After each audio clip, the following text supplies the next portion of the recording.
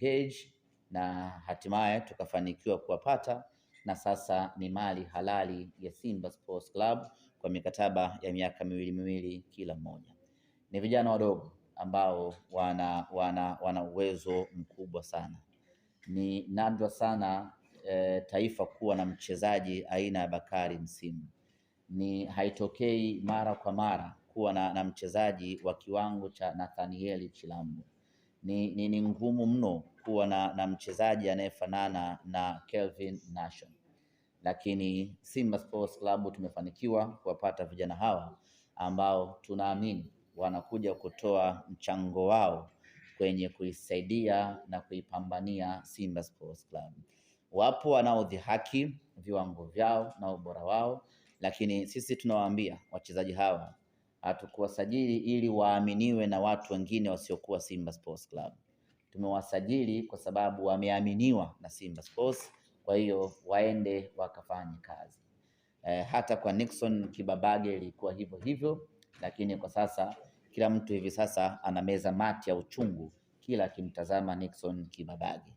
Kwa hiyo kwa Nathaniel Chilambo ngoma itakuwa ni hivyo hivyo tu. Baada ya muda mfupi sana kwa Kelvin Nation mambo yatakuwa ni hivyo hivyo muda mfupi ujao, sanjari na kwa Bakari Msimu.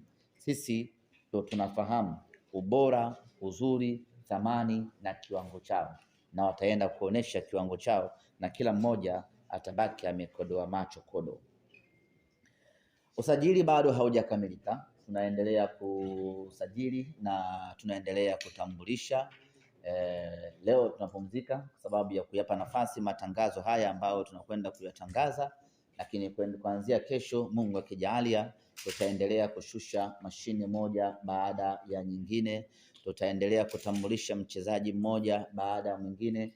Yuko mchezaji mmoja tunapata wasiwasi kumtambulisha kwa sababu tutakapomtambulisha dunia itabadilisha tabia yake. Kwa hiyo tunapata mashaka, tunaweza tukaiathiri dunia baada ya kumtambulisha huyo mchezaji, lakini hakuna namna, itabidi tumtambulishe ili watu waone mali halali ya Simba Sports Club.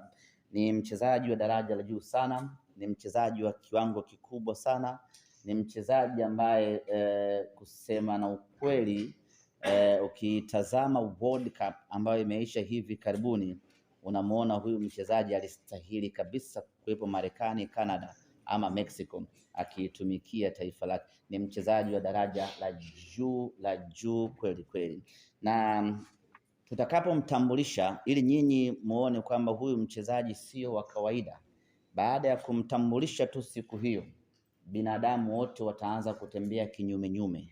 Mkiona ishara hizo, basi mjue huyo mnyama wa hatari ametua Simba Sports Club. Watu watatembea kwa rivers siku hiyo. Huyo ndio mashini ambayo muda si mrefu tunakwenda kuishusha unyamani hapo. Kikosi chetu kinasafiri hii leo kuelekea Rwanda kwenda kwenye ushiriki wa michuano ya Kagame pamoja na kufanya pre-season yetu huko. Maswali yamekuwa ni mengi, kwa nini Simba mnashiriki Kagame hivi sasa na miaka mingi hamjashiriki? Ni kutokana na ufinyu wa muda wa maandalizi. Miaka ya nyuma huko mnapata at least wiki 5, wiki 6 mpaka wiki 7 za kufanya maandalizi kwa maana ya pre-season, lakini mwaka huu imekuwa ni tofauti kidogo, muda kamebana kweli kweli.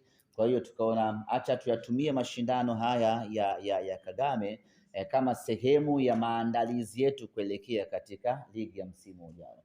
Kwa hiyo kupitia Kagame hii tunafanya pre-season, huko tunashiriki mashindano kwa ajili ya kuboost fitness ya wachezaji wetu pamoja na kuongeza ubora wa wachezaji wetu, sababu hata ukienda pre-season itakulazimu upate mechi za kirafiki kwa ajili ya kucheza. Sasa kuliko kucheza mechi ya kirafiki, tukasema kwa kuwa muda ni mdogo sana, hebu tupate competitive match ili wachezaji wetu waweze kurise standard zao, kwa sababu muda wa maandalizi ni mfupi, tuje tuamkie kwenye ligi na baada hapo mashindano mengine yaendelee. Kikosi kinasafiri mchana wa leo kuelekea Rwanda. Tutaondoka na wachezaji 20 na benchi la ufundi lote.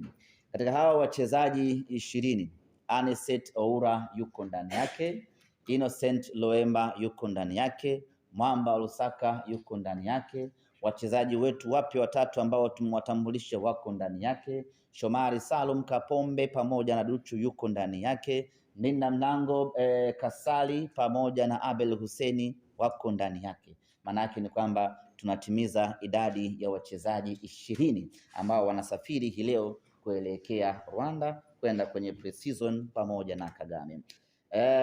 Mchezaji Eli Mpanzu yeye ataunganisha moja kwa moja Rwanda, ndivyo ambavyo ameomba hivyo, na sisi tukamruhusu kwa sababu kutoka Kongo kwenda Rwanda ni karibu zaidi. Kwa hiyo hakukuwa na sababu ya yeye kuja huku alafu akaunganisha na timu kwenda Rwanda. Kwa hiyo Mpanzu yeye moja kwa moja atatoka Kongo na kwenda Rwanda. Siku ya kesho atajiunga na wenzie.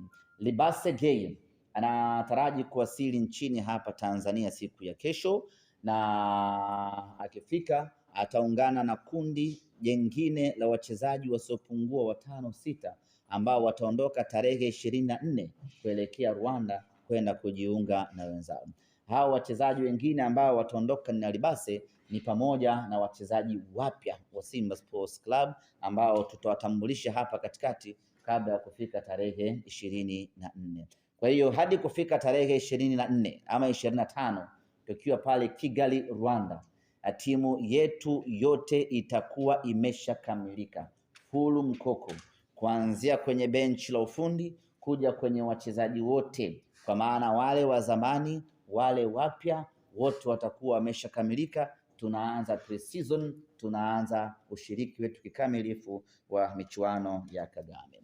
Kumekuwa kuna maneno mengi, Libase anauzwa, Anicet Oura amepata ofa, Loemba anaondoka, sijui nani amerudi tena.